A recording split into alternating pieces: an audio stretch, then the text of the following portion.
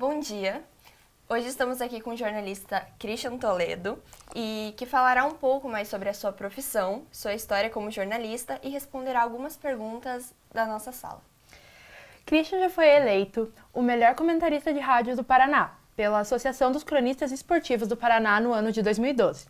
Além disso, já atuou nos principais veículos de comunicação do Paraná, sejam esses jornais, rádios ou então a televisão. Christian, como surgiu o seu interesse pelo jornalismo, especialmente pelo jornalismo esportivo? Foi algo que você sempre teve esse interesse ou então algum momento específico que despertou? Primeiro, obrigado pelo convite mais uma vez. É sempre emocionante falar sobre a nossa profissão, né? Não é sobre apenas a minha, é a nossa, é a que vocês também escolheram. Eu sempre, assim, a primeira lembrança que eu tenho de falar que eu queria ser alguma coisa já foi de jornalista esportivo. Eu não tinha e não tenho traquejo para a prática do esporte, apesar da minha altura, eu não jogo basquete muito bem, mas eu sempre gostei. Eu aprendi a ler muito cedo e a minha primeira leitura, pelo menos a primeira captada pela família, foi lendo uma notícia de jornal sobre uma corrida de Fórmula 1. Isso eu tinha 3 anos. E um pouco depois, já com 4 anos completos, eu escrevi minha primeira palavra, e ela foi Zico. Eu tive a chance de contar isso para ele um dia. Então, assim, eu sempre fui muito apaixonado pelo esporte. Hoje me digo mais apaixonado pelo jornalismo, porque é uma profissão maravilhosa. Mas o esporte me levou a isso. Eu nunca quis ser outra coisa que não fosse jornalista esportivo. Agora vamos para a primeira pergunta da turma. Bom dia, Christian. Você acha que os veículos independentes como o TV Coxa e Rede Furacão atrapalham no processo de passar alguma informação ou opinião transparente, já que normalmente eles tendem a defender os próprios times? Qual o seu nome? Isabela. Isabela, eu vou diferenciar pelo fato seguinte. Esses não são exatamente veículos independentes, né? Tanto a TV Coxa quanto a Rede Furacão são veículos dos clubes. Então, eles têm uma postura naturalmente tratada, lidada pelos clubes.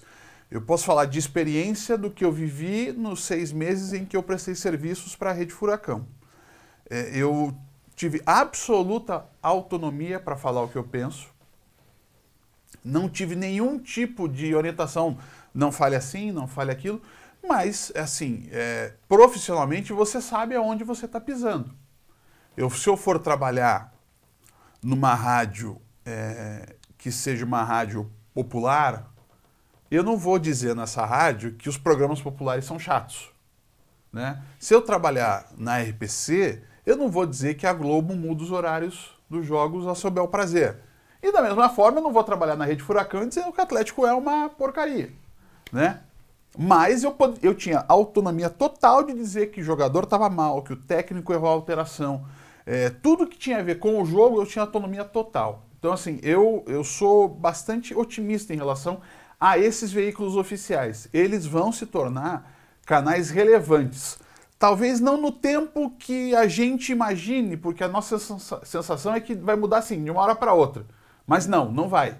Porque ainda a gente tem uma demanda muito grande, de um público muito grande, que não tem dinheiro para pagar streaming, que não tem dinheiro para ter um telefone 5G ou uma linha de internet super rápida em casa. E isso faz com que ainda a exibição aberta dos jogos por rádio, por televisão e até às vezes por alguns sites ou pelo YouTube ainda seja a principal forma das pessoas acompanharem futebol. No início do ano aconteceu um episódio onde torcedores do Atlético obrigaram um jornalista da Banda B a sair do local onde ele estava trabalhando, na Arena da Baixada, por conta de algumas postagens no Twitter que foram vistas como clubistas. E você acha que isso dificulta um pouco o trabalho do jornalista e como lidar com esse tipo de situação? Vamos lá. Primeiro, não houve postagens, houve postagem. Segundo, ela não foi ofensiva, ela foi equivocada. O repórter, para fazer esse jogo, ele tem um modelinho. Tem um modelinho lá para você dizer, para você colocar, por exemplo, quanto tempo de jogo, qual é o placar, a hashtag que a gente usa, tudo isso. O que aconteceu?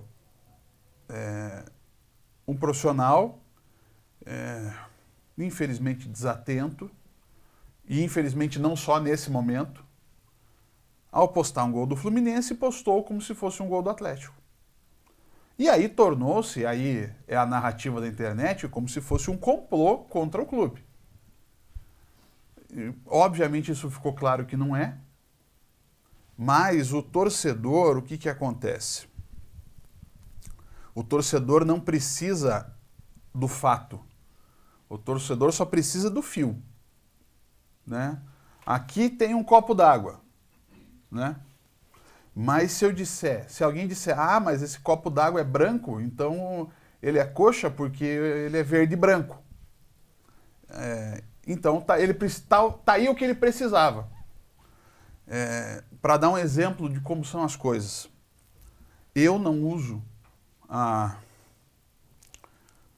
quase 20 anos camisas verdes e vermelhas.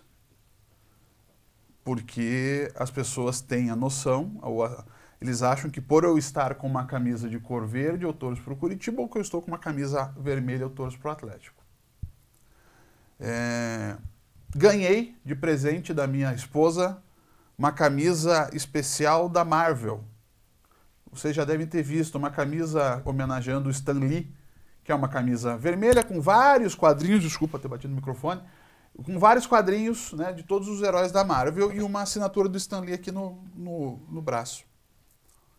Não, pô, camisa do Stan Lee, então, com perdão da palavra, gente, posso falar? Posso falar? Tem um puta Marvel escrito aqui. Eu cheguei na televisão, o porteiro da televisão chegou e falou assim pra mim, bem que eu vi que você era atleticano. Eu falei, mas por quê? Olha essa tua camisa vermelha. Então, esse é o ponto em que a gente está. Então, assim, não houve desrespeito, não houve sequência. Eu já ouvi também isso, falando, não, olha, é uma série de postagens. Não é uma série de postagens, é uma. A gente não foi covarde de postar e apagar. A gente deixou lá para confirmar o erro. E mesmo assim, as pessoas dizem que foi uma... Agora, nas redes sociais. Aconteceu com o menino, o João Guilherme, porque ele estava atrás da torcida organizada. E, infelizmente, ali há o comportamento de manada. Uma pessoa fala, né? Aí 15 acham...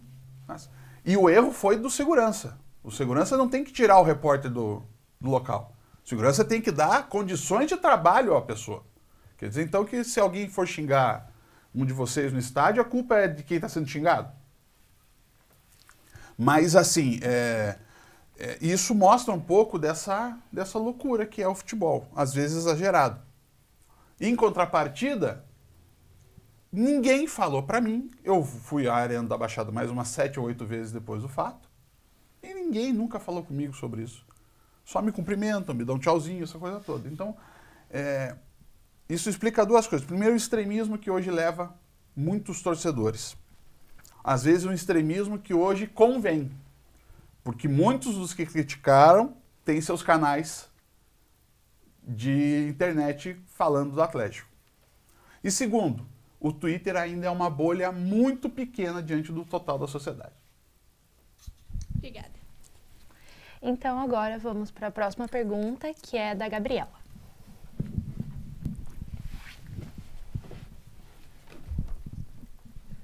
Bom dia, eu me chamo Gabriela e a minha pergunta para o senhor é: como o senhor escreveu em uma publicação no LinkedIn, abre aspas, ser jornalista é mais do que virar personalidade ou influencer, nos termos de hoje.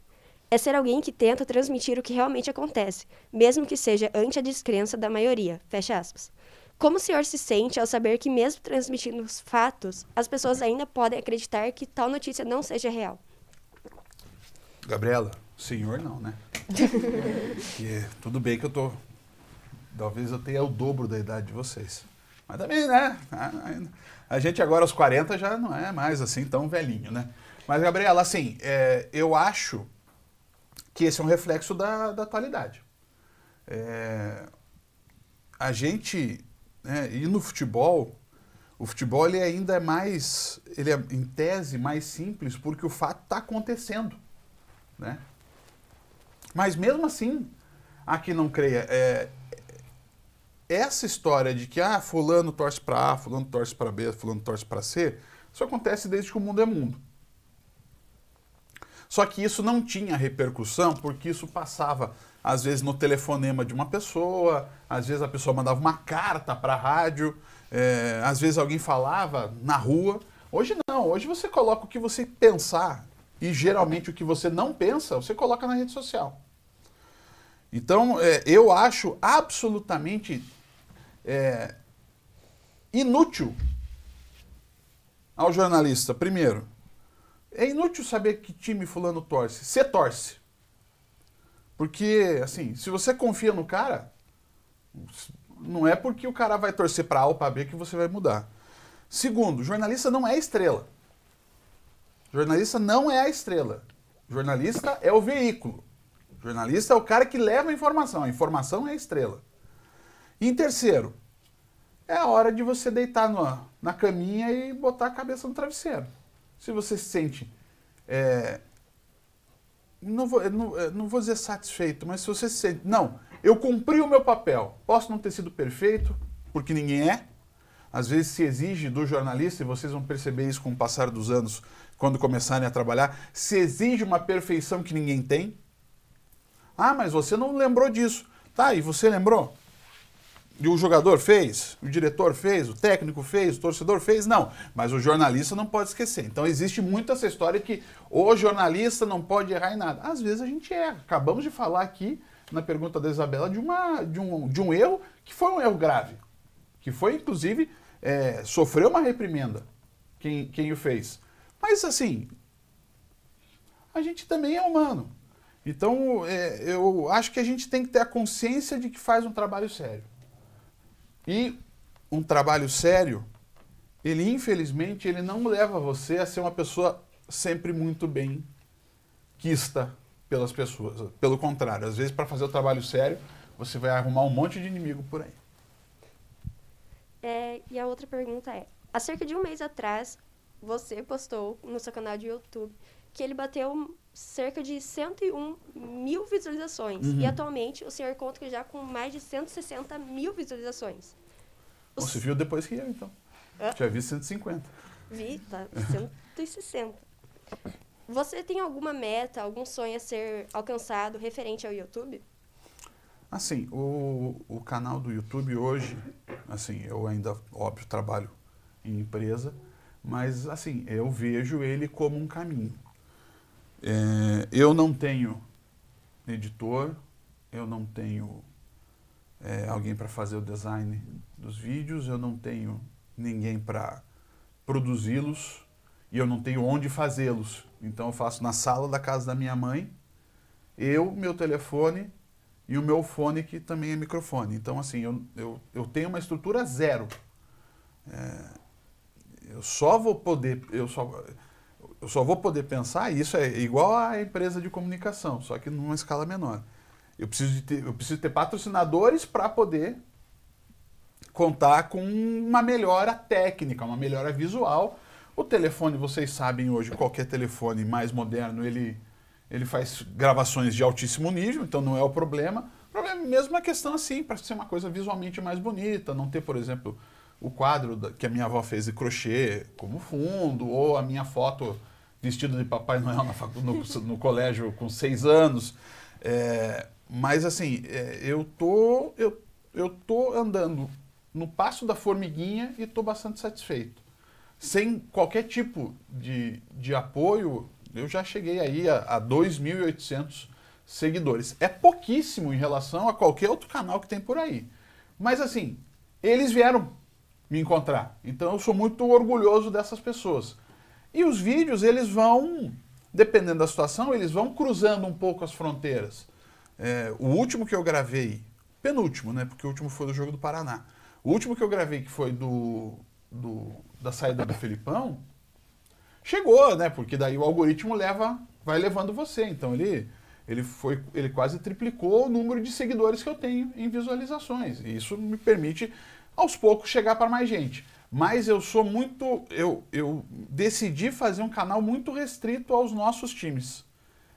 Isso é bom, porque as pessoas sabem que vão encontrar isso lá, mas ao mesmo tempo é ruim porque o nosso nicho é pequeno, né? Quando a gente fala de Curitiba, a gente fala do público que gosta de futebol, né? Que já não é, né? Estamos aqui com a pizza, né? Da estatística. O público que gosta de futebol em Curitiba, ele já não é a totalidade da população. E dessa totalidade da população, 55%, ou melhor, desse recorte da população, 55% é que gosta dos times de Curitiba. Então você está falando de um grupo que é um pouco mais de um quarto da população. É pouca gente, se você for falar, para a quantidade de canais que tem por aí. Mas eu vou continuar fazendo o meu trabalho. Quem sabe ampliando em breve, com mais tempo e com mais recursos. O único compromisso que eu tenho com o meu canal é que eu não vou cobrar absolutamente nada de ninguém. Não vou fazer live com superchat, não vou fazer canal de membros, não vou fazer pay-per-view se um dia eu for fazer uma transmissão. Não.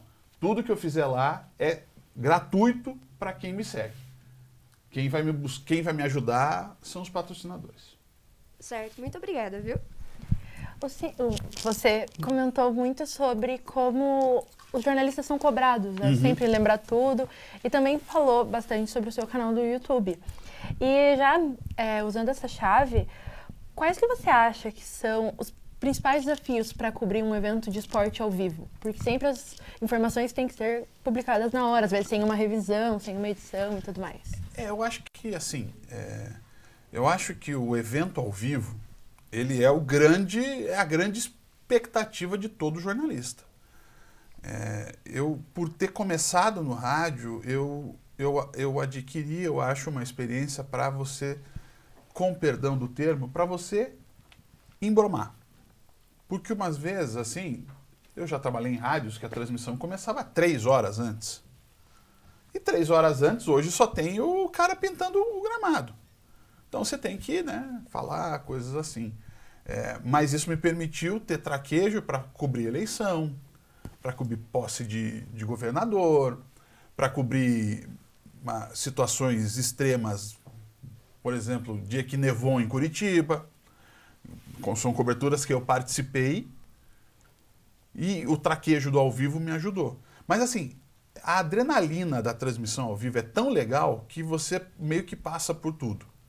O que você precisa ter? Muita segurança com o que você vai lidar, que é a informação, quer dizer, eu vou fazer um Atletiba e vou cobrir o Atlético. Então você tem que estar com tudo do Atlético na palma da mão, sabe? No que você for perguntado, já responder. Se você não tiver, seja sincero. Porque antes, se você falava isso para o repórter de rádio, o repórter dava uma embromada até chegar no papel, porque realmente o futebol brasileiro está preocupado com os problemas das apostas, e o Atlético vai jogar com 3 zagueiros.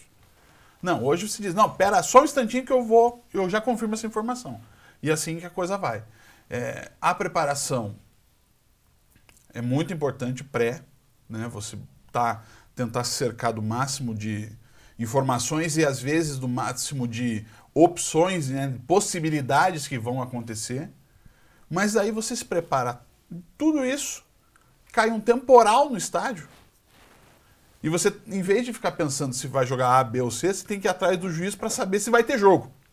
Então assim, o ao vivo, o evento ao vivo, a grande sacada dele é você não ter absoluto controle sobre o que vai acontecer. Porque vamos fazer aqui, nós estamos gravando uma entrevista coletiva. A entrevista, ela permite, né? Você tem um roteiro mínimo, né? As perguntas são imprevisíveis, as respostas também, mas você tem um roteiro. Pergunta ali, pergunta aqui, pergunta ali, pergunta aqui, está resolvido. E agora um jogo de futebol, uma eleição, uma apuração de desfile de escola de samba. Tudo isso, você não sabe o que vai acontecer. E é aí que vem o preparo do jornalista. E assim, são 2 preparos.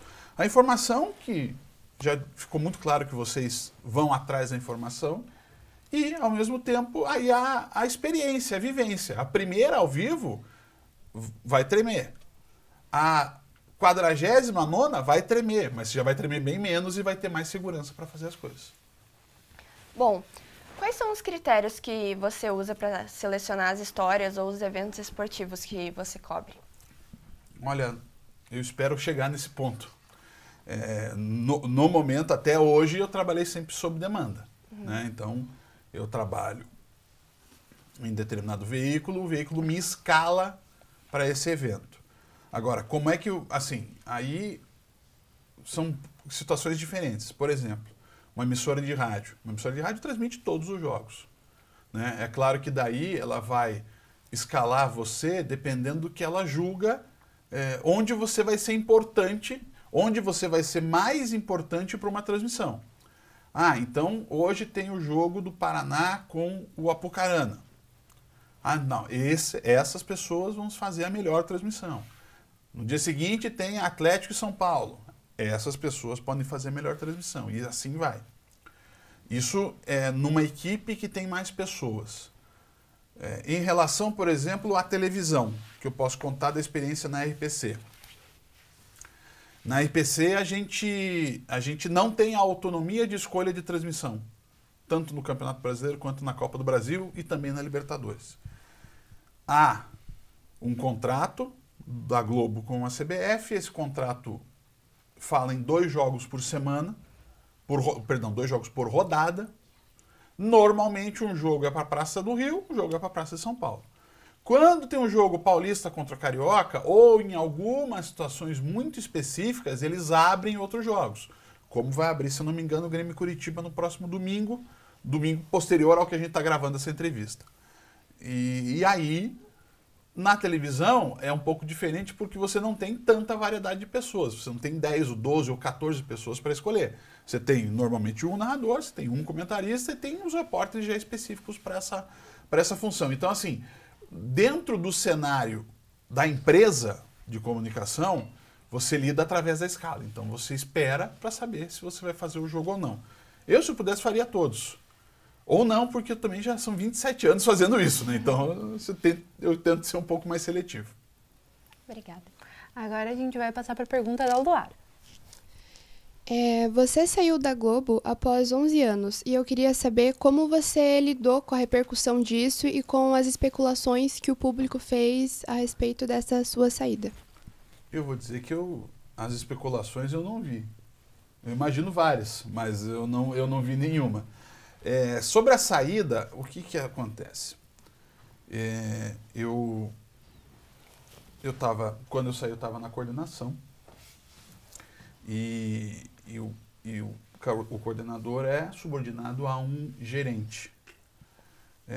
Houve uma alteração nesse cargo da gerência e, assim, é inevitável, né? Quando o técnico novo assume, ele quer montar o time dele. Então, eu ainda trabalhei um pouco com ele, mas no momento que ele jogou melhor, ele fez as mudanças e segue o baile, não tem problema nenhum. A vida é assim. Ah, mas se você não tivesse na chefia, você sairia? Não sei. Não sei. Poderia ter saído antes. Né? Ou poderia ter saído depois, mas isso é só uma especulação.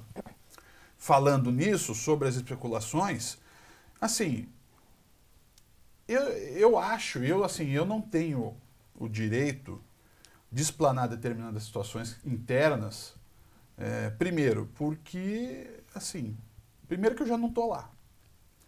Segundo, porque, assim, eu não tenho o direito de querer tumultuar o ambiente do outro lado. Então, eu não falo. Então, isso, lógico, gera especulação. Ah, porque foi isso, porque foi aquilo, foi aquilo outro. Mas eu saí porque a gestão achou que era melhor fazer uma troca na coordenação. E aí, ele não só eu saí, como o outro coordenador da equipe também saiu. E assimilar isso, assim, são duas sensações que eu tinha. Uma sensação, eu estava indo ao meu limite emocional no cargo que eu ocupava. Situação 2, ninguém gosta de ser dispensado. Né? Por mais que você esteja num lugar onde você odeia chegar para trabalhar, por mais que você esteja num relacionamento em que você já vê que não tem sentido, mas quando você é dispensado não é uma coisa agradável. Então eu convivi com essas duas sensações. Eu estava aliviado, isso me fez um bem para a minha condição emocional, para o meu tratamento emocional, para a minha condição de depressão crônica que eu tenho. Mas, ao mesmo tempo, você sai, né? Você muda a tua rotina. Eu fui dispensado, acho que numa sexta. Aí, assim, chega sexta-feira, chega sábado, domingo, beleza. Geralmente eu não trabalhava no final de semana, mas quando chega a segunda, você fala, tá, e o que eu vou fazer agora? Né? Mas depois surgiu, logo depois que eu saí da TV, já surgiu o convite do Atlético para fazer os jogos lá, e depois de fazer fazer os jogos do Atlético, já veio o convite para voltar para a Banda B, e eu já estava começando a montar meu canal para poder criar o meu caminho também de produção de conteúdo. Então, foi assim. E especulação, pô, hoje a pessoa especula sobre qualquer coisa, né? Então, especulam até sobre Ratanabá e não sei o quê, essas coisas. Então, tá no jogo, é do jogo. Agora a gente vai passar para a pergunta da Sara. Oi, tudo bem? Oi. Sabemos que o jornalismo, eles são os olhos e ouvidos da sociedade, né? E você mesmo até publicou no seu Instagram recentemente que o jornalismo não se faz sozinho, é um trabalho em equipe. Então, tendo seus 27 anos de carreira, qual conselho você daria pra gente, calouro, sobre a nossa profissão e o que nos aguarda pela frente? Você quer mesmo saber? Pode ser. Assim, eu fico feliz quando eu vejo jovens ainda querendo escolher o jornalismo. Eu conversei essas semanas com o Paulo César Vasconcelos, do Sport TV, já veterano do jornalismo, no tempo do jornal impresso, que vocês praticamente nem viram. E ele falou, olha, o jornalismo é uma profissão muito solitária, porque você não faz amigos sendo jornalista. Se você for jornalista de verdade, você não vai fazer amigos. Porque o mesmo cara que você elogia na segunda, você pode criticar na terça. E a pessoa não entende. A pessoa acha, não, você é meu amigo, você tem que me defender sempre. Nós estamos vendo isso acontecer, inclusive, com um fato nessa semana. Mas eu vou dizer, eu acho o jornalismo tão fascinante. Eu falei no início aqui para as meninas que eu era um apaixonado por esporte. Hoje eu sou um apaixonado pelo jornalismo. Eu acho a profissão uma profissão espetacular.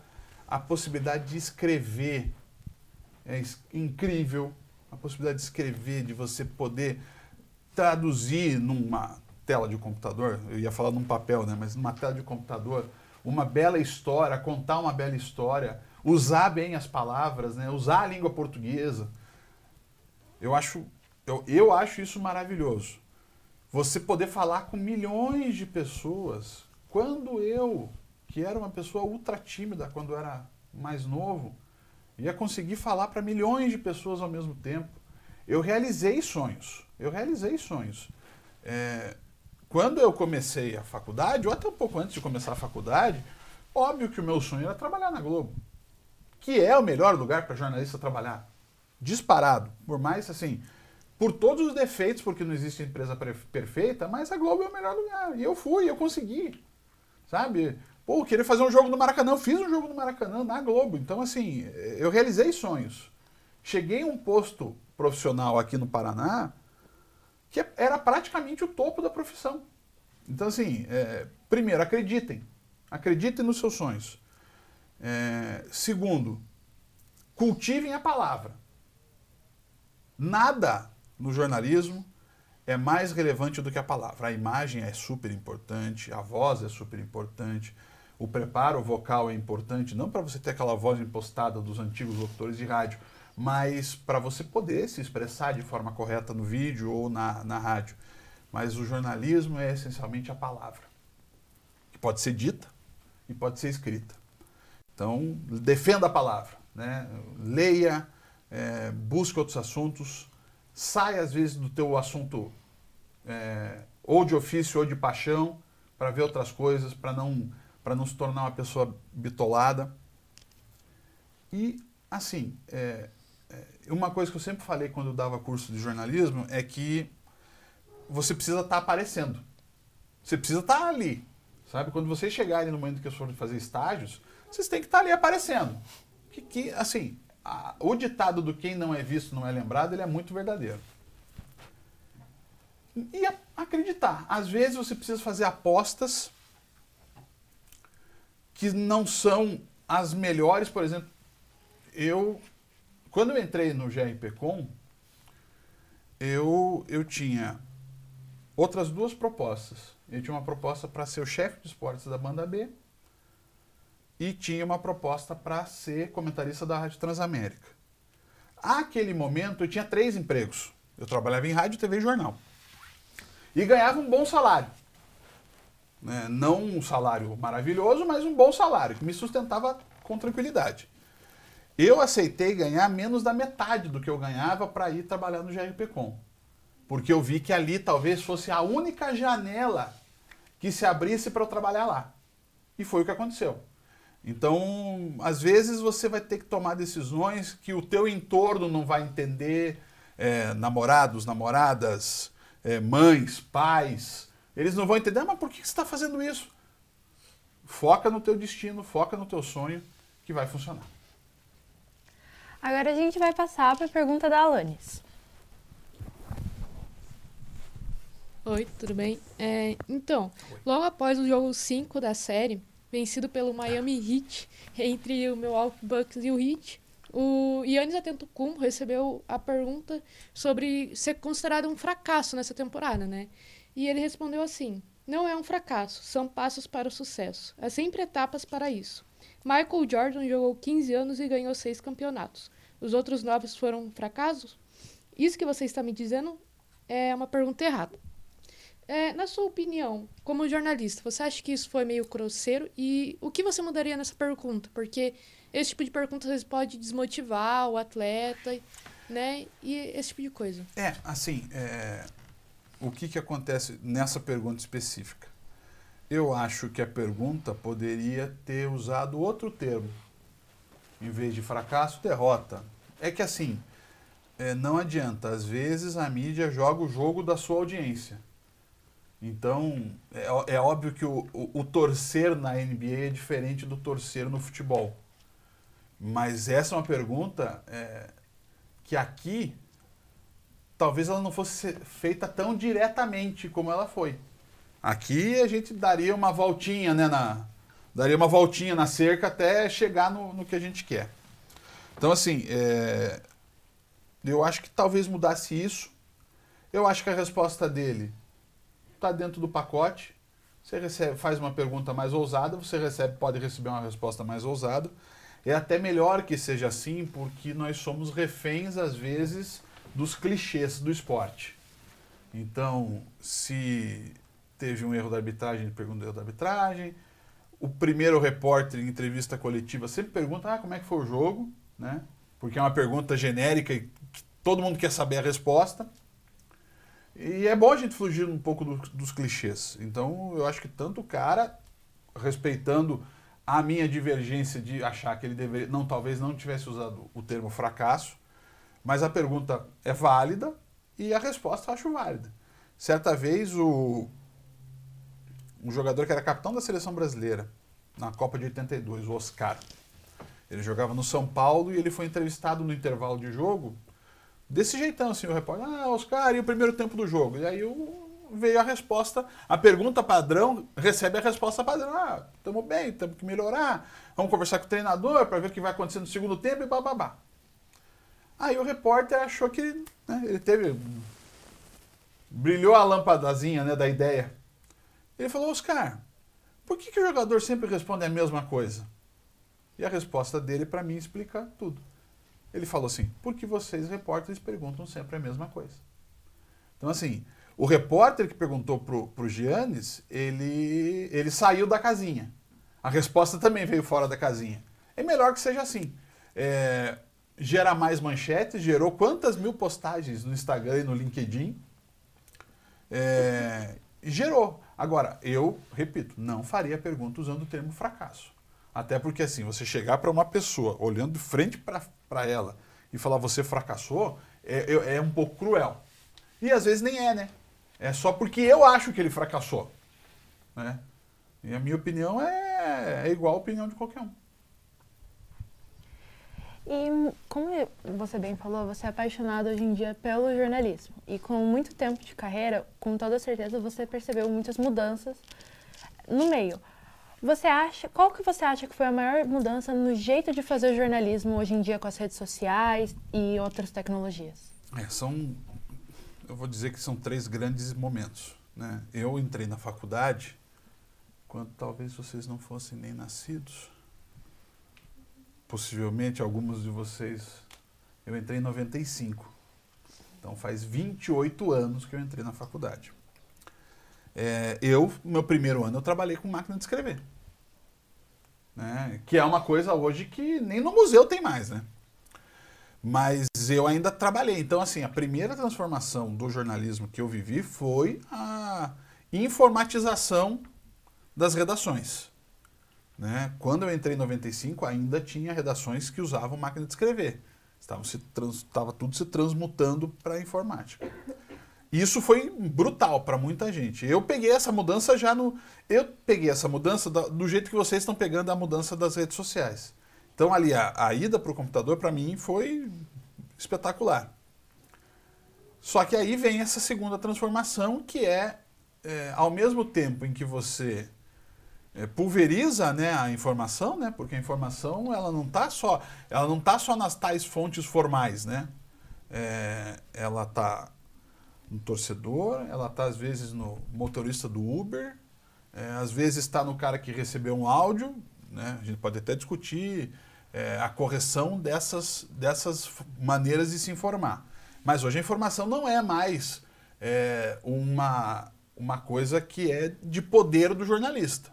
O jornalista às vezes tem que pegar a informação pelo rabo, porque ela está aí rondando.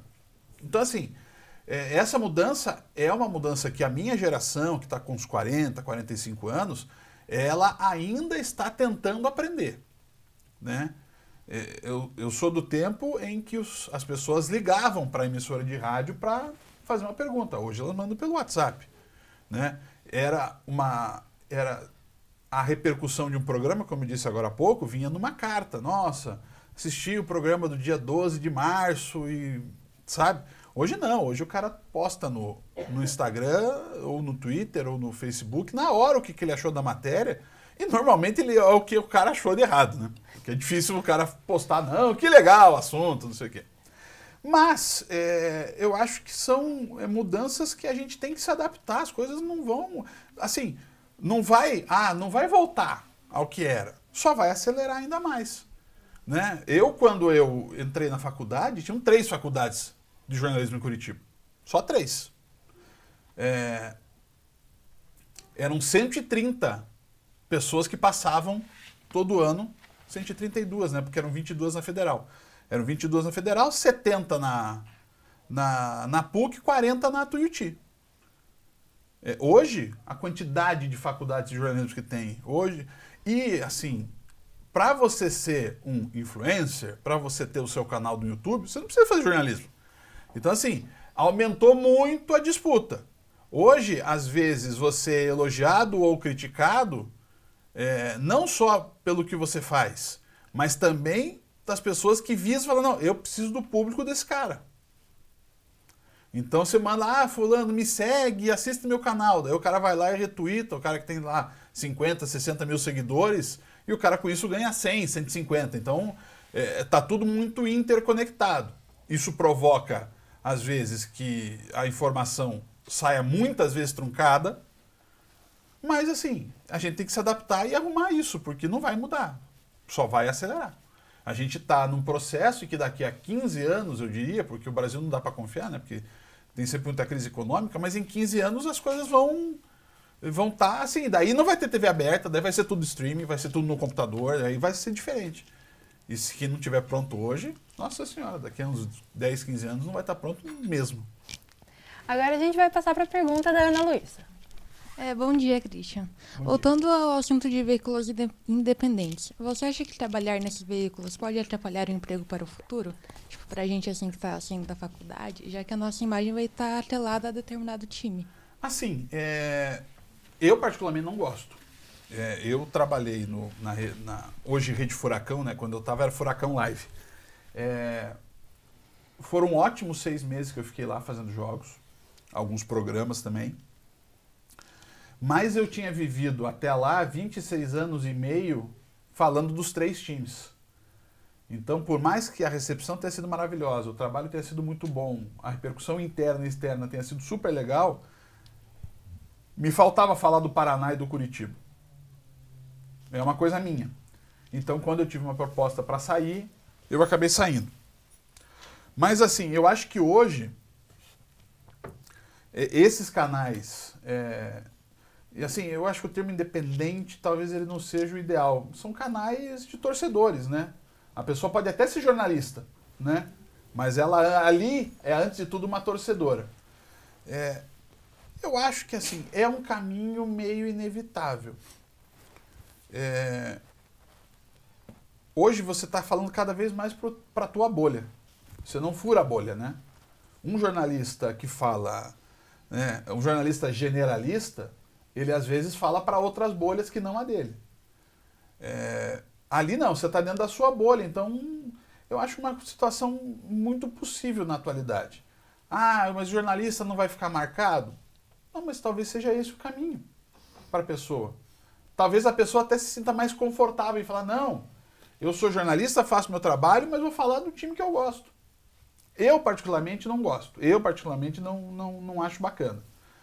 Eu acho que a condição de você torcer, né? O que é o torcer? Como é que você torce a roupa? Né? Você torce a roupa assim. Você pega uma informação, você torce, né?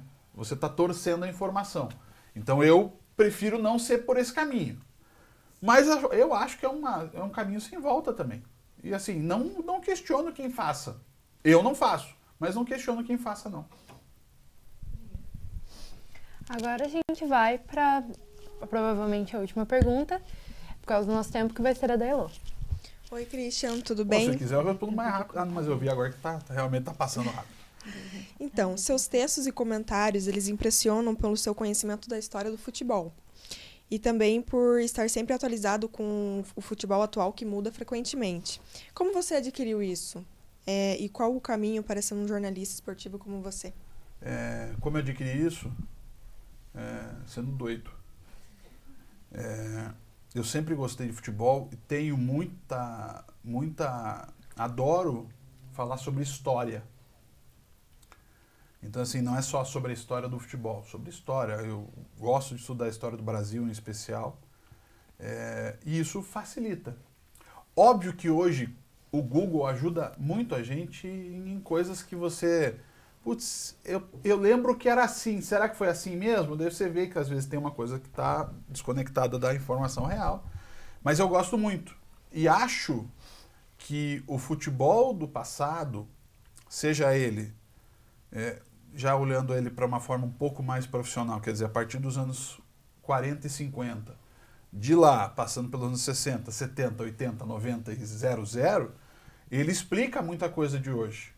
Né? Hoje, se você olhar com o olho de hoje para o futebol de muito tempo atrás, você olha que muitas coisas já estavam lá. E assim, eu acho importante eu tentar subsidiar o meu público de referências que vão ser importantes para eles entenderem, não só o que eu vou falar, mas coisas que podem acontecer no jogo. Então, o Curitiba vai colocar o fulaninho na lateral direita, mas o cara é meia.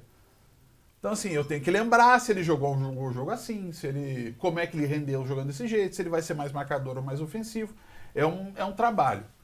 Eu espero que as pessoas sejam melhores jornalistas do que eu, não quero que elas sejam como eu. Mas, assim, é esforço, é transpiração, às vezes você, em determinados momentos da vida, não diria sempre, mas em determinados momentos da vida, você ter que colocar o trabalho em primeiro lugar. Não quero que todos façam isso, mas às vezes é preciso. E, assim, é você manter vivo uma paixão, né? Eu falei que eu não tenho mais a paixão pelo futebol, mas em mim, em cada letra que eu escrevo, tá o menino que chorou no dia 5 de julho de 82, quando o Brasil perdeu para a Itália na Copa do Mundo. Eu brinquei até com jogadores daquela seleção já, que eu tô no jornalismo para tentar fazer com que o Brasil ganhe aquele jogo. Não vou conseguir, mas vou continuar tentando. Então, assim, que você mantenha esse amor lá no fundo do coração pelo futebol.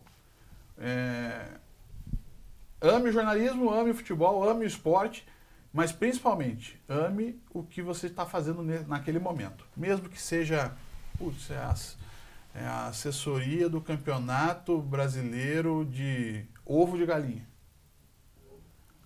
Mas faça com toda a paixão, porque isso vai representar na frente. Alguém vai ver você e você vai conseguir chegar onde você sonha. Obrigada, Christian. Muito obrigada pela sua presença. Infelizmente, o nosso tempo acabou, mas muito obrigada por ter participado, por ter respondido as nossas perguntas. A gente tinha muito mais, mas infelizmente o tempo acabou. Eu volto. Muito obrigada. Obrigado. Eu agradeço a vocês pela lembrança. Obrigada.